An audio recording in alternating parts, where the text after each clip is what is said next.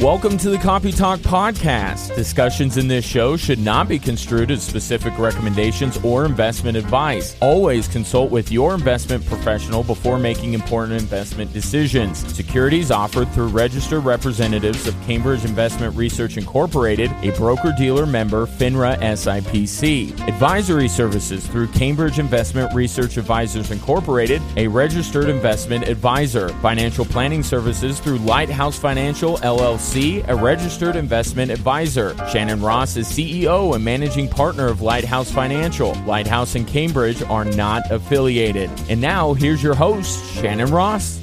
Well, happy Thursday, everyone. We're back for another episode of Happy Thursday. Copy Talk. Yes, hey. Hello. Hey. Thanks for joining. Hey. You're not dressed in black today, which I was expecting you to be. You have a lot of black on. I have on but black you are shoes. wearing my favorite hat, which is exciting. But why would you be dressed in black today as we open the show on a sad note?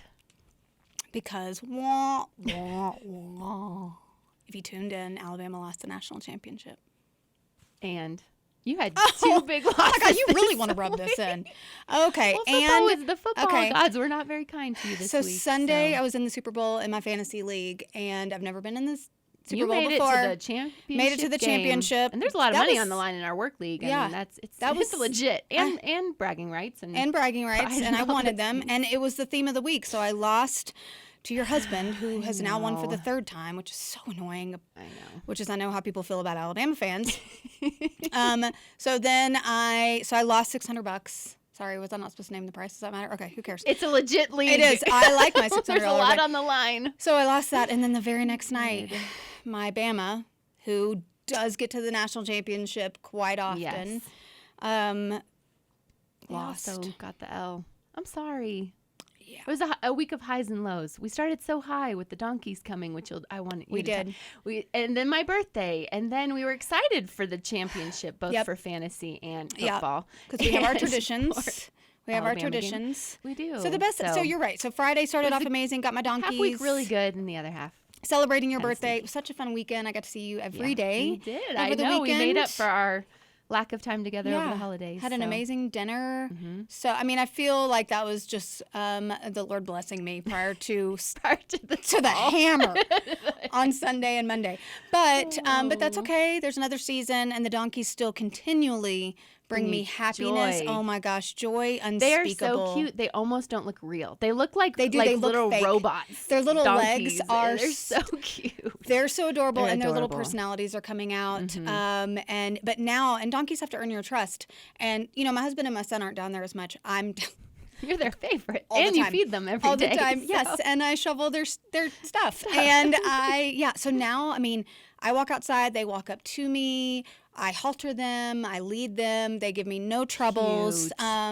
And so we've made a lot of headway, because at first they were skittish around me, like, I don't know you, lady, whatever. Mm-hmm. And now they'll eat apples out of my hands, and they will love on me. And we posted a picture of them on our they're Instagram on the podcast Instagram page this week, so you can check them out. They Pistol are and Pete. cuter than the picture. Your new babies. Just, oh my gosh. So I continually have joy, even though in the midst of loss, which is why I wore my bad A shirt. Bad A shirt that you gave me. I do. Today. I love that shirt. Yes. So I wanted to incorporate some funny in my almost all black outfit. I know. It's fine. You're Next still year. hanging in there. You're still here. Hey, I'm still standing. I'm still standing with my donkeys. Here. I'm happy. I do need to report an injury. Uh-oh. Yeah. Was it from the fantasy football game or the cheering on the that top of the started chair? it. There's a good point.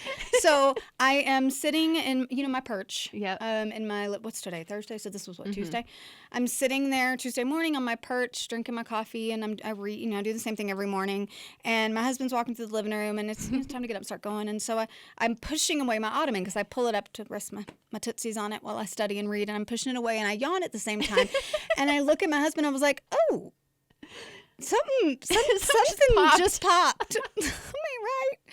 And ever since then, it's better today, but I had to work from home yesterday. 40s. It hurt so bad. Oh, your text was hilarious. She's like, you know how I pulled my shoulders? She's like, yawning. Grandma emoji. Yeah, yawning. That's how I did it. It was so, it was one of those pains yesterday that I was got nauseated. Oh, that is that bad.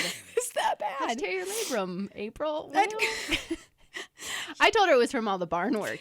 Well, I'm convinced that maybe I think what you're right. From that. I'd already been working it a lot, right? Maybe it's a muscle I don't normally use.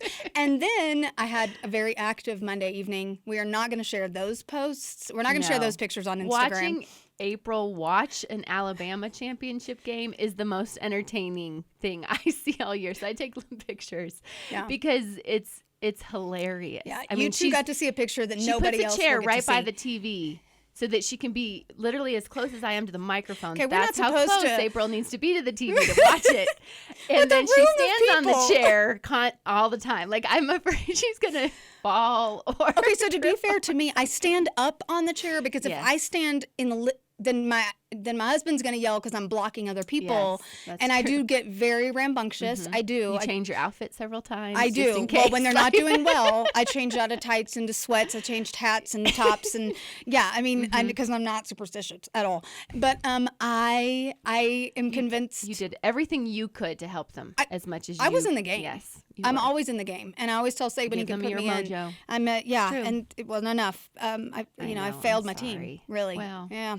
There's always next year. And they'll be there next year. That was Monday, though. Maybe I triggered something. And then when I yawned Tuesday, pop. It's awesome. So we're a little tender this morning, but we're better. We're on the mend. I just needed to report my yawning injury. Well, from our last show last week, we made a promise to our audience of what we would show them today. And that's what you didn't ask me. So I we can wear them, I guess. That would have been better for my all-black outfit.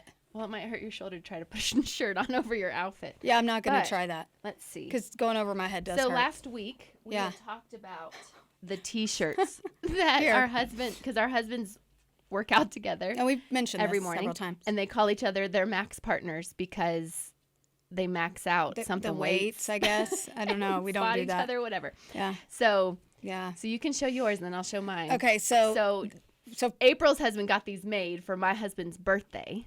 As a joke. And they wear them now, which is hilarious. Which is kind of weird about our husbands, and they're totally going to kill us for doing this, but we love them. So we'll show these. So our listening audience, you'll have to tune into YouTube to see them. But this is David. So this is April's husband. Yeah. So that's the first max partner of the pair. Yeah, that's he's got that up. Yeah. And then this is Justin, my husband, who's the second partner of the max. This one's softer. I know.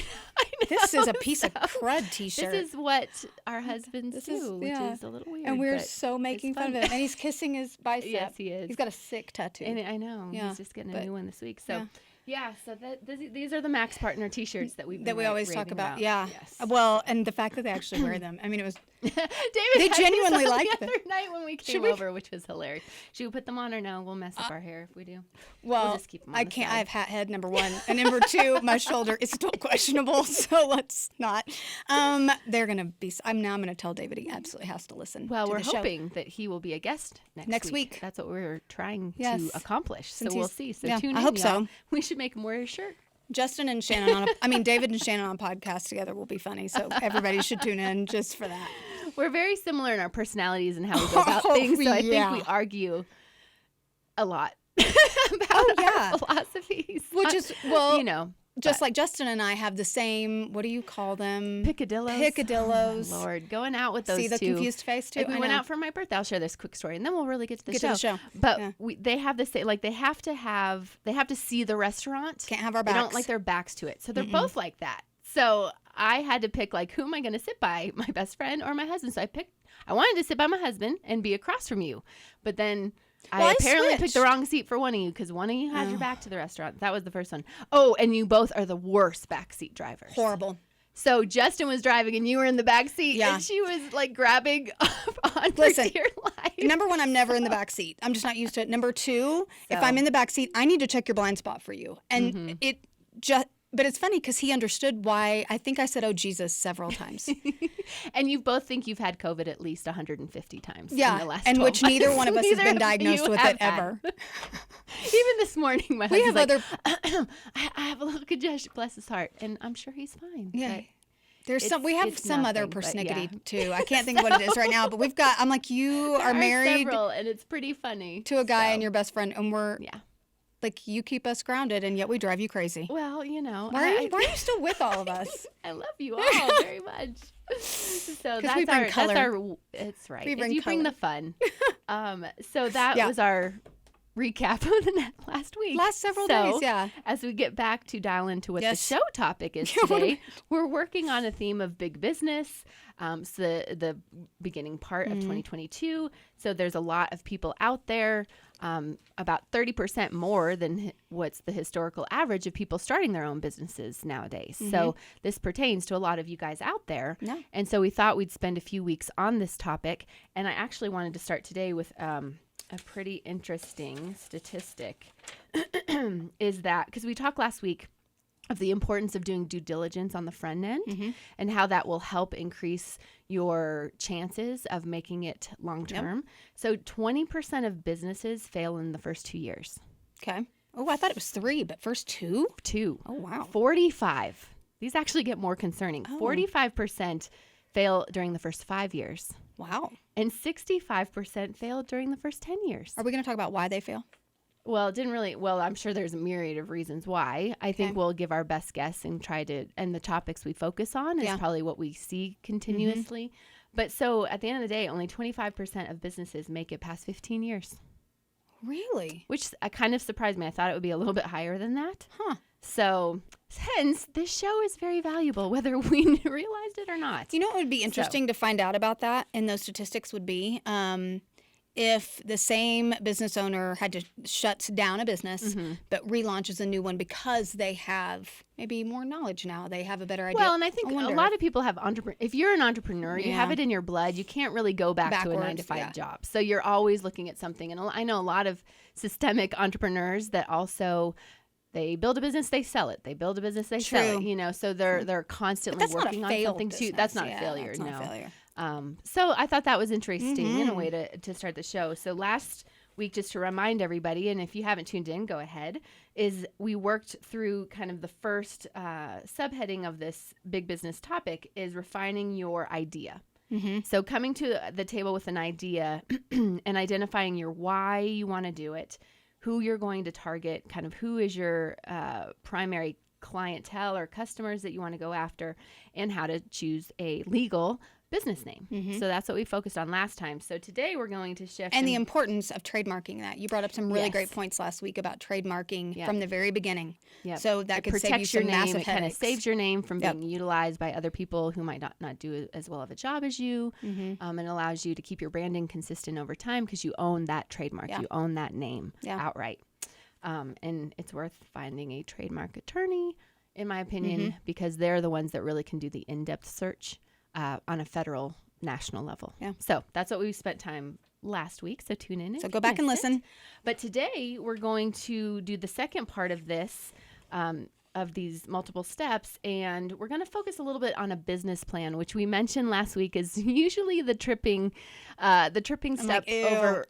People kind of lose their mojo because and when you just mention a business plan, people are like, snooze. Like, really? I already did. You know, and so I was even, preparing for today's show, I was downloading. There's a lot of great free templates I found online, actually, that I really like. Oh, we should tell people where to find those. But like, for instance, the template, I didn't print every page, but it's 26 pages long. Ooh. Up there. I was thinking this was a hot one-pager. It's a thorough. We're just going to tackle the executive summary today. Oh, okay. Of just what is a business plan and kind of what things should you be thinking about when you are working on one. Yeah. When I got my MBA several years ago, and that was something we had to focus on as kind of our final thesis is writing a business plan and a proposition of what we wanted to do, and it is intimidating. And not all businesses have to have a 26-page filled out business plan. So, if feels too overwhelming for you, I don't want it to, make you stumble to the point you give up. But it's at least good to look at some of the main headings so that you can spend some time thinking and planning around and having a game plan around more specifics in what you want to do, because you're going to have to need this information sooner or later, especially as your business grows and matures. I mean, if you want to make it to the 15-year mark, I guarantee those people have all 26 pages figured out, and maybe not on day one, but they get there. So number one, a business plan can evolve. Absolutely. Over time. You need to have some foundation before you kick off. I go back to my business plans from the companies I've owned for over 10 years, just to continue to make tweaks. And it's kind of fun to go back of what I thought we were going to be doing and how kind of it changed or matured over time or took on. We talked about last week about, just being flexible and taking where it ebbs and flows. The market changes year over year, demands change. Who would have ever guessed what COVID would have brought in terms of opportunity of servicing, a global audience of online shoppers, for instance. That changed a lot. Well, the adaptation of the food delivery industry, that was a big change. That was the top one as far as new businesses being started in 2020 and 2021. Yep. Okay, so I have a question. Okay, so would you advise, so at least in things that we've talked about, an experience of just people that I know, same people that you know, certain personality types, and I would say a lot of times a P in Myers-Briggs, which let's not get caught up on what a P is. Which we do have a show. We do have a show. In 2021. We have a show based on that. We have a show. June or July that we went through Myers-Briggs, so go tune in if you need to. Yes, so tune into that. But wouldn't you say a P in Myers-Briggs? Who needs more open-ended, and we know somebody we know and love. Strong P. Yes, and a strong entrepreneur. Yes, which I was about to say, there's a lot of correlation with Ps and strong entrepreneurs. Yes. Entrepreneurs. This could be more, this piece of a business plan would be extremely difficult. Could be extremely difficult. Detailed oriented. Can you hire someone, or can you partner with somebody to help you do a business plan? Because that's not a hard. You're a J. I'm just calling it out. You're a J. So this wasn't as challenging maybe for you as it would be for somebody for some P's, some P Myers-Briggs out there. Yeah, that's right. So you can just hire someone, or do you have to? Or find a friend who has done this before. It's always good to always start with your free network, because, you can hire anybody for anything, right? But part of the business plan is figuring out, assessing your finances, where is your money going to come from. So sometimes you need to just, try to find as much free help at the beginning as you can, especially when you haven't earned anything yet. Everything that you're doing right now is out of your own pocket. Sure.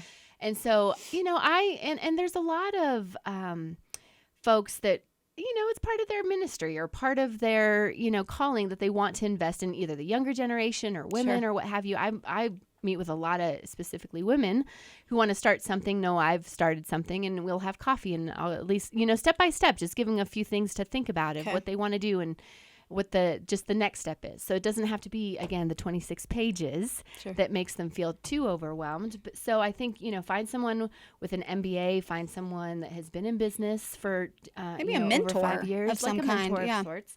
And I think that will help a lot, because to your point, sometimes this gets so detailed and sometimes I think some businesses never get off the ground because you get too detailed in the minutia, where you never execute what you're developing. And so there's a balance there. And also passion.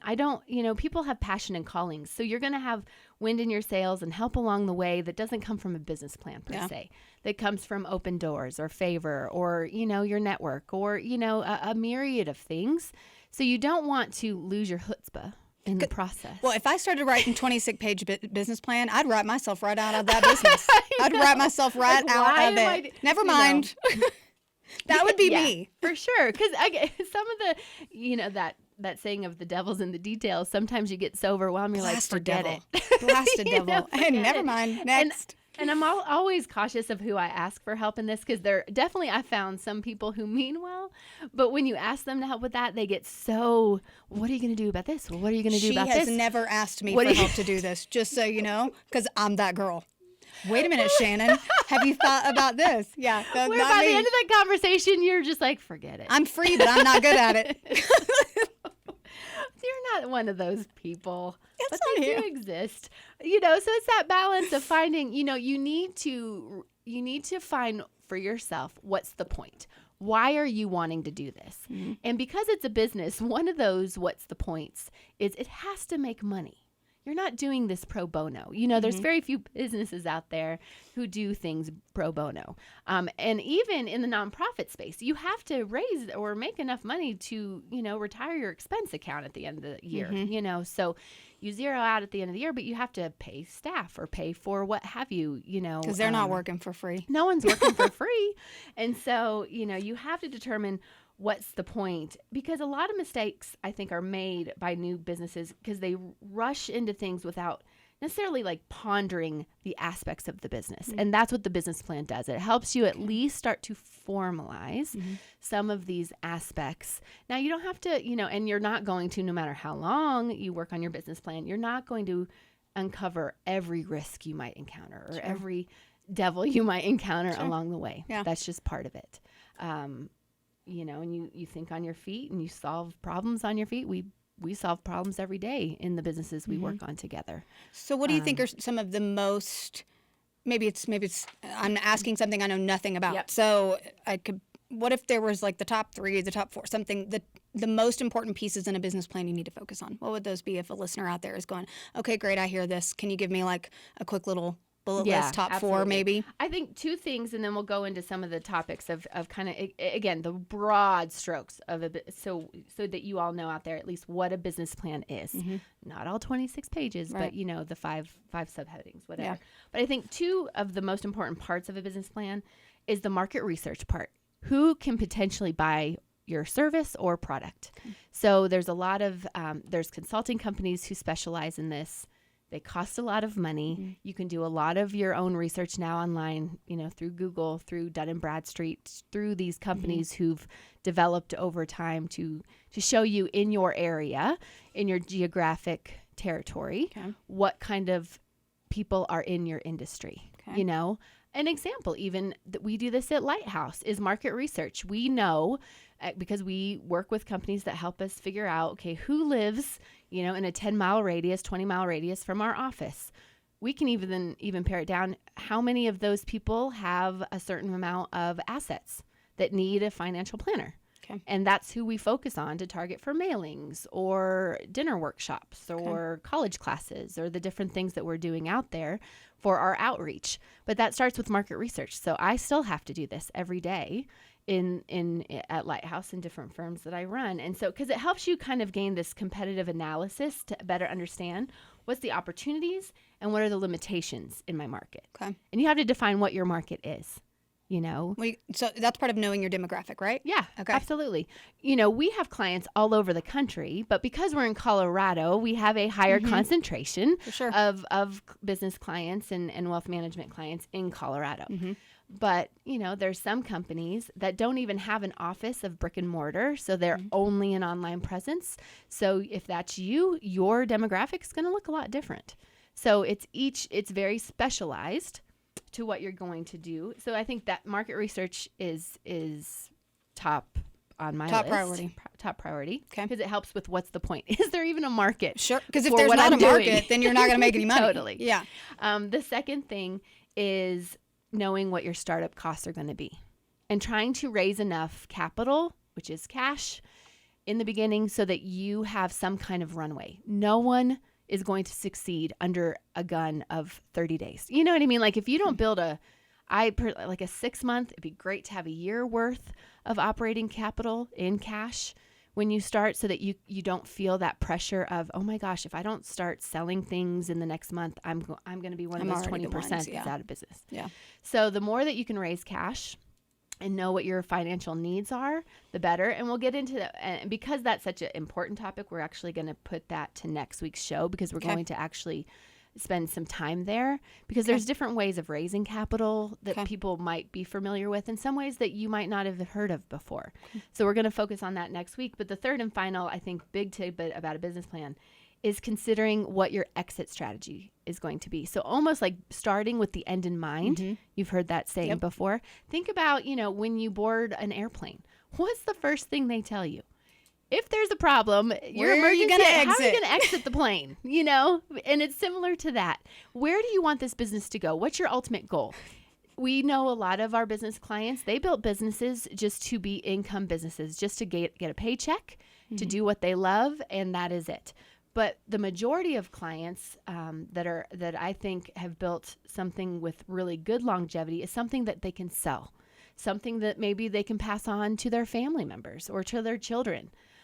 Something that they can monetarily cash out when they're ready to retire that can help fund their retirement. Because as we know, a lot of business owners and you guys, who own your own businesses out there might run into this. You're so busy running your business. It's really hard, especially in this little niche that it's hard to plan your own retirement when you're running a business because you are just always running things.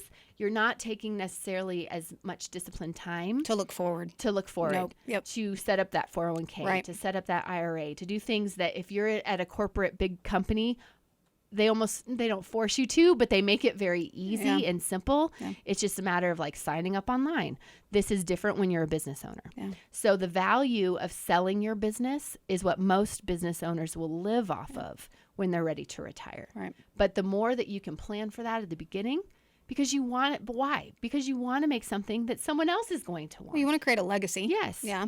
And you want to try to make similar to, we've all bought houses or, looked at apartments or what, we all have residences out there of some kind. How much do we like turnkey, right? Someone who's gone before us doing the hard work, doing the remodels, doing the painting, doing all of the things where we can just kind of, Well, I think that's you and me. There are some people out go there that in. love I know. that, like, I mean, we've DIY owned both like thing. fixer-uppers. And we all know if you've had a fixer-upper, I'm never going to be in that heartache game. and headache that is. But turnkey. every fixer-upper we've done, we have made it turnkey. Where I and a lot of friends have bought our house. And you're one of them actually. You guys made some great improvements. But some of our homes that we've sold have been so turnkey. They're the same. Like there's not any huge improvements, right? Because we were with the end in mind. Went into a property knowing that this was not going to be our house long term.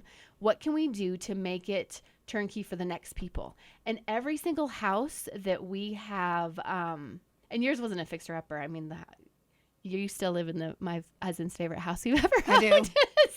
I do. Every time we talk about selling it, he's like, whoa, wait a minute. First right of refusal. But every fixer-upper we have sold over the past 10 years, the original buyers are still there, which to me means like we did something right where they don't want to move, So even when you're forming your own business, I think it's important with the end in mind. What do you want it to look like? What do you want it to be? What do you want to do with it at the end? So that's kind of what a business plan can help walk you through. So those are the top 3. So that's a great question of tidbits. So wait, market research. Let's recap. Market research, assessing your financial needs. Getting operating capital. Yep. You need cash. Yep. And exit strategy. Yes, an exit strategy. So those are the 3 tidbits. Now, what I want to do in today's show before we wrap up, which we only have a few more minutes. By the way, I did not like your airplane analogy. Why? Because when I get in an airplane and they start telling me before I've even taken off where I can exit, I'm like, whoa.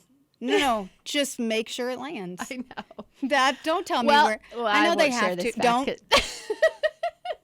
No, that's actually my least favorite. I'm the one flying tomorrow, not you. When I'm on the plane, I love it that at least I get my ground beverage before they start that talk. I got my ground beverage. That was pre-COVID. You haven't flown in the COVID. And that's why I'm not. Because that does not come anymore. When they're like, would you like to sit here for the exit? I'm like, no. I'm responsible for other human lives on this. I'm not going to be thinking clearly if the plane requires the exit strategy to be executed. You don't want me to be in this row, ladies. Did you never sign up for the exit row? Do you know what rows I sign up for? No, and it's not the exit row. I know. No, that's so funny. I know it's why when you said that analogy, my heart started just a little bit palpitate. I know. Well, and I have way too many relatives who are flight attendants and pilots. Yeah. And they try to they think they are helping me by telling me what to look out for or how many dings mean trouble. And now that I know those things, and I won't share them on air because they mess with my mind. Don't share them off air either. Now I'm always like, are the I would flight overthink attendants that. nervous? How many dings was that? The dings over the. Yep. I hope none of our listeners are flying anytime soon. I'm flying tomorrow. Thank you. Oh, that's right. I'm sorry. I see. That would be bad for me because I would overanalyze everything going on that plane. I always just study the flight attendants' faces. If they're nervous, then they're paid to look stoic, though. I know, but they're still human. So if their paycheck is still covering their face, I feel good about it. If their paycheck is not paying them for that level of turbulence and they're nervous, this is why I can really. This is why I like to fly in places where on the plane where I can see them when they sit in their little chair. That's their only little private time. That's when you see their face. That's when you know what's going on. When that turbulence hits and they look scared, that's when I know we're in trouble. Okay, no, it's Okay, all back great. to the Flying's business great. plan. Yep, Yes, sorry. traveling is great, and I'm doing it tomorrow, and it'll all be fine. It's going to be great. Yes, it will be great. So as we talk, again, there's so many templates that you can find for free online. So you don't have to pay. You shouldn't have to pay for a template if you wanted at least a rough sketch out of what a business can be. And here's some just items as we wrap up today. When you look at a business plan, what the things that it's going to walk you through, and it's just a help like thinking exercise, planning exercise is all a business plan is it starts with the objective of what you want to provide as your main business objective. What's the idea of your company? Within 2 or 3 brief sentences, which is really hard to do, is to kind of boil it down to 2 or 3 sentences. Yeah. And then, so that's kind of the executive objective. And then it goes into products and services. So kind of summarizing the problem you're going to be solving for consumers. How do your products or services serve as a solution for, what you're trying to accomplish? Who's your target market? You briefly go through who your ideal customers and what's your market segment, where are you selling this? What kind of, geographic territory are you looking at? And then it goes into a little bit more of the nitty gritty. What's your competitive analysis, that market research? What markets are you looking at? Who are your main competitors? That's really good research. Isn't that one of the most important things you should know is who? We've all watched Shark Tank, right? So they do a great job of this because one of the things the sharks always go after them for is, hey, there's already 5 successful businesses in the same genre that you're trying to capture. What's going to make you different? And so that gives a lot of good thoughts because I think a lot of businesses fail because they are going into such a saturated market. They're just white noise at that point. And then it goes into what's your marketing plan, high level, but what channels are you going to use? Are you going to start commercials? Are you going to be on the TV? We all know those lovely, used car commercials that we see that are so bad. They're not but they're, the best. They bring humor. But are you doing commercials? Are you doing print? Are you doing mailers? What kind of marketing do you want to do? What's your sales process? What's your sales plan? Well, you need one, kind of give an overview in your business plan of how you're going to sell whatever you're creating. Forecasts. So then it goes into kind of what are the financial targets? What are you forecasting for your first year? What are your long-term sales goals? How do you intend to raise money for your business? If you're, and we'll talk more about this next week, if you're going for what's called VC venture capitalist money, or you're looking for investors, you better have a pretty sound business plan because that's what they're going to use to see if you are worth. They're not going to listen to you otherwise, right? Because you haven't. So even done when your you have due to raise other people's funds, it's a whole different ballgame. And this, every single detail of a 26-page will actually probably be longer than that because they will scrutinize every detail because they're giving you cash and they expect a return on that cash. What are your budget requirements? What are your allocations? How many employees are you going to need? How many employees are going to be involved long term? What are your locations? What technology and equipment are you going to require? Which are tend to be high spend, high price tag. Times, do you just need a laptop, or are you going to have to, a whole software system, software server system, what have you? Right. And then finally, what key performance indicators KPIs is what you hear them abbreviated many times, but what key metrics will you use to measure your success of your business performance? So what kind of things? So, we tend to look a lot at clients' P&Ls. I review my own P&Ls every month. Profit and loss. Yep. Profit and loss, net income. What are we taking home at the end of the day? What kind of loans do we have?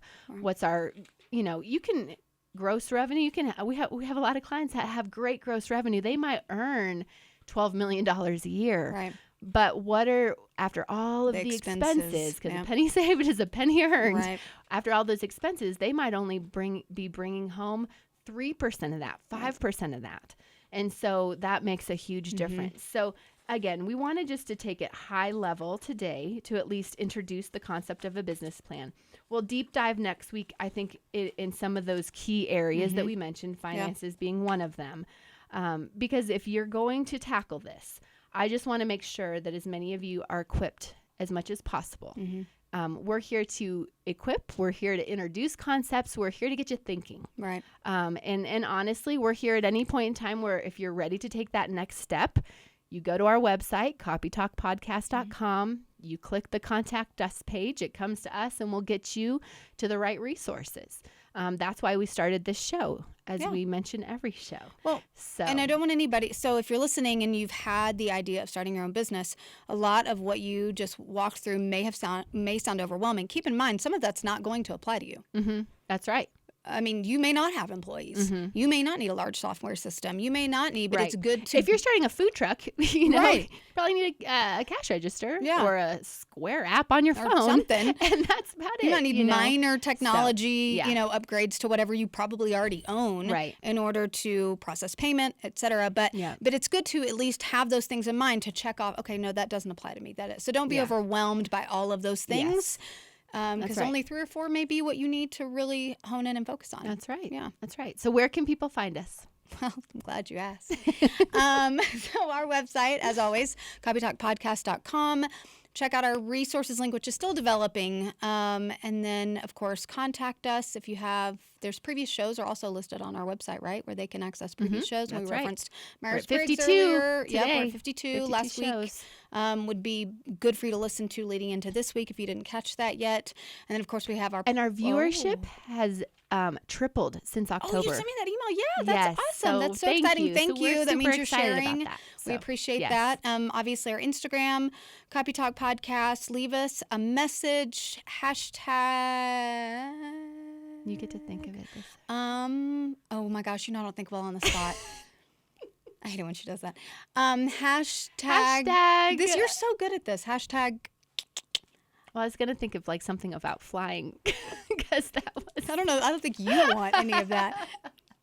I don't know. It can be a hashtag TBT. Whatever. Yeah, we'll do. Comment on My Thursday. Precious Donkeys. That's You're right. welcome to. There you go. Go and check out My Precious Donkeys. Right. And then of course our favorite. Getting so much better. YouTube, subscribe, share with your friends.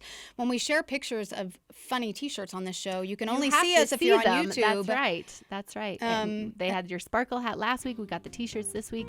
Tune in so you can see the visual behind this. You want to see all the shenanigans that go on in the studio. Well, we will see everyone next week. Thanks for your time. Thanks, everybody.